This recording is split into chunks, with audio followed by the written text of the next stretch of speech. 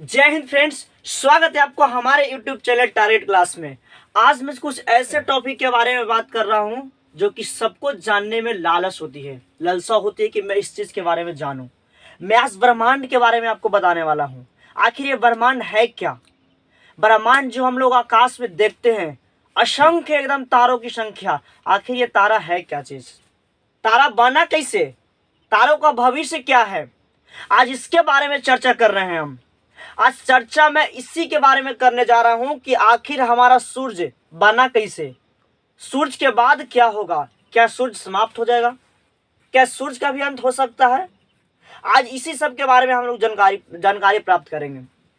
तो देर किस बात की, बने रहिए हमारे वीडियो में। और यदि इस चैनल पे आप नए हैं तो चैनल को सब्सक्राइब जरूर कर दीजिएगा और साथ में बेल आइकन दबाना ना भूलिएगा। चलिए, सबसे पहले मैं आपको बता दूं कि आखिर जो है ब्रह्मांड पढ़ना किस चैप्टर में, आखिर कौन सा सब्जेक्ट में पढ़ना है। तो आपको ब्रह्मांड से रिलेटेड जितने भी है, खगोल से रिलेटेड, आपको सब ज्योग्राफी में पढ़ना है। तो सबसे पहला बात आता है कि आखिर ज्योग्राफी है क्या चीज़, ये ज्योग्राफी क्या होता है। तो देखिए, ज्योग्राफी में दो वर्ड से बना है। जियो, जियो का मतलब होता है पृथ्वी, एक वर्ड आ गया ग्राफी, GRAPHY, ग्राफी का मतलब होता है वर्णन। यानी कि यदि हम पृथ्वी के बारे में वर्णन कर रहे हैं, पृथ्वी से रिलेटेड जितने भी खगोल के बारे में हम जानकारी प्राप्त कर रहे हैं, वो सब किस में आएगा? ज्योग्राफी में पढ़ना होगा हमको। इतना समझ में आया? अब देखिए कि ब्रह्मांड आखिर कहते किसको हैं। तो आकाश में जितने भी खगोल पिंड दिखाई दे रहा है, चाहे वो ग्रह की बात किया जाए या फिर तारों की बात किया जाए या क्षुद्र ग्रह की बात किया जाए या फिर कोई भी एस्ट्रोनॉमिकल इस तरह से यूनिट को बारे में यदि बात किया जाए, वो सब किस में आएगा? ब्रह्मांड में आएगा। इतना समझ में आया? अब हम लोग चर्चा कर रहे हैं कि आखिर तारा बना कैसे, तारा का निर्माण कैसे हुआ। तो देखिए, तारा बनने का प्रक्रिया बहुत सालों से होते आ रहा है।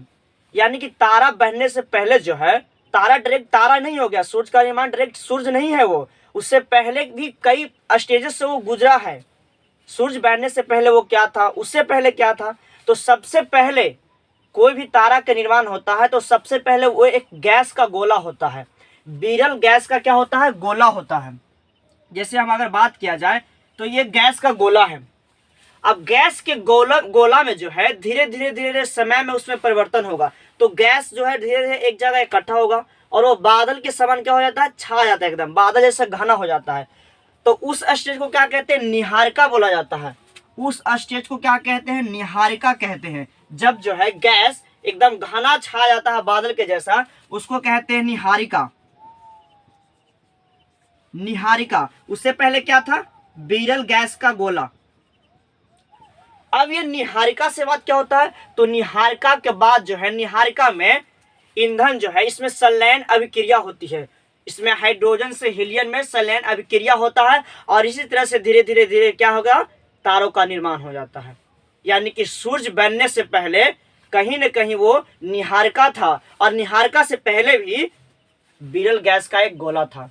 अब पूर्ण रूप से जो है तारों का निर्माण हो चुका है। अब यहाँ पे तारा बन गया। अब तारा बन गया, अब तारा के बाद क्या होगा? तारा तो बन गया, अब तो हम देख रहे हैं आसमान में जो है टिमटिमाते हुए नजर आ रहा है। अब इसका अगला स्टेप क्या होगा? यानी कि हम लोग अभी जो सूरज को देख रहे हैं, उस सूरज के बाद क्या होगा? क्या सूरज खत्म हो जाएगा या सूरज के बाद कोई और कुछ प्लेनेट बन जाएगा या फिर मतलब कोई और तारों का रूप लेगा या ब्लैक होल बन जाएगा? ब्लैक होल जो कि तारों का सबसे अहम भूमिका होता है ब्लैक होल में। यदि जिस तारा का यदि परिवर्तन ब्लैक होल में हो गया तो समझ लो कि उसके आसपास का जितने भी खगोलीय पिंड है, चाहे वो ग्रह है या फिर तारा, सबको अंदर खींच लेगा। ब्लैक होल में इतना ताकत होता है। अब देखिए, तारा का निर्माण तो हो गया। अब तारा में क्या होगा?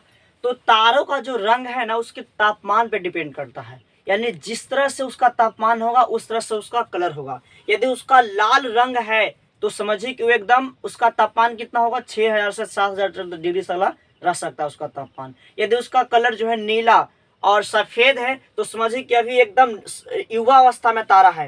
यानी वो अभी एकदम युवा एकदम उसकी अभी निर्माण ही हुआ है। यानी उसका डिपेंड किस पे करता है? उसका कलर। तो उसका कलर जो है डिपेंड करता है उसके तापमान पे। अब इसमें जो है इसका जो है ईंधन किस अवस्था में रहेगा? तो प्लाज्मा अवस्था में रहेगा। किस अवस्था में रहेगा? प्लाज्मा अवस्था। अब आपको पता है प्लाज्मा क्या है? पदार्थ का चौथा अवस्था जो कि सबसे ज्यादा गर्म होता है, आपको पता है। और तो और इसमें बात किया जाए तो इसमें संलयन अभिक्रिया होगी जो कि हाइड्रोजन से हीलियम में होगा, हाइड्रोजन से हीलियम में संलयन अभिक्रिया होगा। इतना समझ में आया? अब चलिए, इतना जानकारी तो हम लोग प्राप्त कर लिए। अब बात किया जा रहा है कि आखिर तारा बन गया, अब इसके बाद क्या स्टेप क्या होगा, यानी कि अब क्या होगा। तो लाल दानव का नाम सुने हैं? अरे मैं उस दानव की बात नहीं कर रहा हूँ जो खाता है बहुत ज्यादा, दानव, वो दानव की बात नहीं कर रहा हूँ मैं तारों की बात कर रहा हूँ। यदि कोई तारा लाल दानव का रूप ले रहा है, इसका मतलब कि उसके अंदर का जो एनर्जी है, ईंधन है, वो अब समाप्त होने वाला है। यानी कि सूरज में भी ईंधन कहीं ना कहीं किसी चीज में जो है सीमित मात्रा में ही रहता होगा, तो सूरज में भी एक न एक दिन जो है ईंधन समाप्त होगी। और जिस दिन ईंधन समाप्त होने लगा तो सूरज जो है लाल दानव का रूप ले लगा। और जिस दिन सूर्य लाल दानव का रूप ले लिया तो अपने समय जितने भी 4 से 5 ग्रह है सबको अंदर खींच लेगा, क्योंकि जैसे ही लाल दानव का रूप लेता है उसका आकार क्या होता है, बड़ा होता है। अब उसका आकार बड़ा होगा, गुरुत्वाकर्षण का बल क्या होगा, ज्यादा होगी। पहला तो बुध ग्रह उसके समीप है, उसको तो खींच के लेके चल जाएगा ऐसे ही। हमारा पृथ्वी आता है तीसरा नंबर पर, पहला पर बुध, शुक्र, पृथ्वी, उसको भी खींच के अंदर लेके चल जाएगा। यानी कि मौत तो निश्चित है बाबू, चाहे तुम जैसे मरो, चाहे डूब के मरो और चाहे तो जल के मरो। चलिए, यानी कि अब क्या होगा, लाल दानव का रूप लेगा। अब लाल दानव का बाद के क्या स्टेप है, तो लाल दानव के बाद भी स्टेप है ब्लैक होल, जो कि ब्लैक होल जो है लास्ट का स्टेप है, लेकिन उससे पहले भी क्या होता है। तो यदि लाल दानव का द्रव्यमान सूर्य के द्रव्यमान से 1.44 गुना से छोटा होगा, तब उसका आकार जो है श्वेत वामन में परिवर्तन हो जाता है। अब ये श्वेत वामन क्या होता है, अब देखिएगा ध्यान से बोर्ड पर, हम क्या बोले कि यदि मान के चलो यहाँ पे है लाल दानव का मास, m से मास होता है, ये लाल दानव का जो है द्रव्यमान वो सूर्य के द्रव्यमान से, किससे, सूर्य के द्रव्यमान से, यहाँ पे लिख रहे हैं सन, सूर्य के द्रव्यमान के 1.44 गुना से यदि छोटा होगा तो वो किस में परिवर्तन होगा, वह श्वेत वामन बन जाता है। कौन बन जाता है बाबू, श्वेत वामन। समझ में आया? यानी कि लाल दानव का यदि द्रव्यमान सूर्य के द्रव्यमान से 1.44 गुना से छोटा होगा तब वह श्वेत वामन बन जाएगा। अब बड़ा होगा तब क्या होगा, यानी कि जिस तारा जो है लाल दानव का रूप ले लेगा, और यदि उसका द्रव्यमान यानी उसका मास जो है बड़ा होगा सूर्य के द्रव्यमान के 1.44 गुना से, तब वह अभिनव तारा का रूप ले लेता है। किस तारा का रूप ले लेता है बाबू, तो अभिनव तारा का रूप ले लेता है, अभिनव तारा। आप समझिए ये श्वेत वामन क्या होता है, अब ये अभिनव तारा क्या होता है। तो श्वेत वामन जो है चमकता है बहुत ज्यादा, यानी कि कोई भी तारा जब बहुत ज्यादा चमक रहा है तो समझिए कि वो लाल दानव से जो है परिवर्तन हुआ श्वेत वामन है। और श्वेत वामन जब चमकना छोड़ देता है तो वो काला वामन के रूप में काला वामन बन जाता है, काला वामन। और इस तरह से जो है छोटे तारों का अंत हो जाता है। तो ये अभिनव तारा का क्या रोल है, तो अभिनव तारा जो है विस्फोटक तारा के रूप में जाना जाता है। इसमें कार्बन जैसे हल्के पदार्थ जो है लोहे जैसे भारी पदार्थ में परिवर्तन होता है, बहुत विस्फोट करता है यहाँ तारा, एकदम विस्फोटक तारा के रूप में अभिनव तारों को जाना जाता है। अब अभिनव तारा का बाद भी एक स्टेज होता है जिसको न्यूट्रॉन तारा कहा जाता है, यानी न्यूट्रॉन तारा। कौन सा आया, तो न्यूट्रॉन तारा का रूप ले। न्यूट्रॉन तारों में जो है गुरुत्वाकर्षण बहुत ज्यादा होता है, इसमें इसका घनत्व बहुत ज्यादा अधिक होगा, रेडियो तरंग इसमें रेडियो संक्रियता सबसे ज्यादा होती है इसमें। अब ले लिया लास्ट रूप से न्यूट्रॉन। अब न्यूट्रॉन के बाद स्टेज क्या होता है, तो इसके बाद बनता है बबुआ ब्लैक होल। क्या बनता है, ब्लैक होल।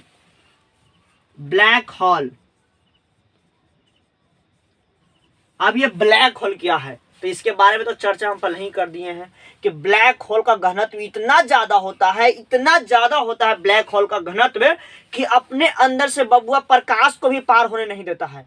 समझ में आ रहा है, प्रकाश को भी पार होने नहीं देता है।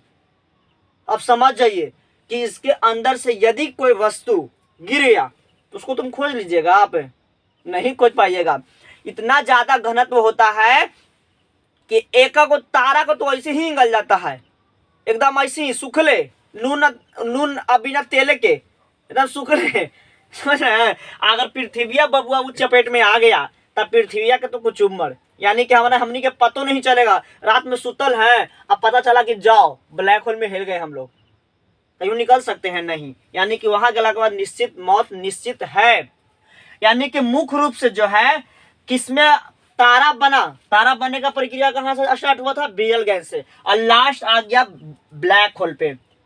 ब्लैक होल मुख्य रूप से जो है, अंतिम रूप से जो है तारों का अंत किसमें होता है? तो ब्लैक होल में हो जाता है। ब्लैक होल में अभी तक साइंटिस्टों द्वारा जो है पता लगाया गया है कि ब्लैक होल है, खोजा गया है ब्लैक होल, लेकिन अभी इतना डरने की बात नहीं है।